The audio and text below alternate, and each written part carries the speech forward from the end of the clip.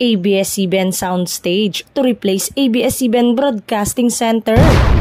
Hindi naman nga umano dapat na ikalungkot ng mga kapamilya kung mawawala ang ABS-CBN Broadcasting Center dahil lilipat naman umano sa mas malawak, mas malaki, mas upgraded at mas magandang lokasyon yung pang-Hollywood venue ang ABS-CBN. Ito ay makikita sa San Jose del Monte, Bulacan, the new City of Stars. Mahigit sa 7.7 hectares ang laki nito at magiging pangunahing tahanan ng ABS-CBN sa mga susunod na taon.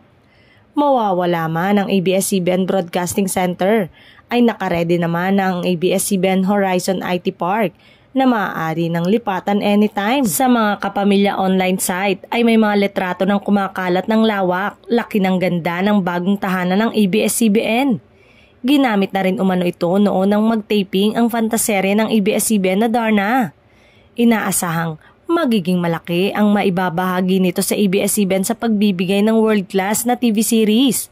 Narito ang ilang litrato na makikita sa nabuo ng 2 soundstage mula sa 20 planned soundstages.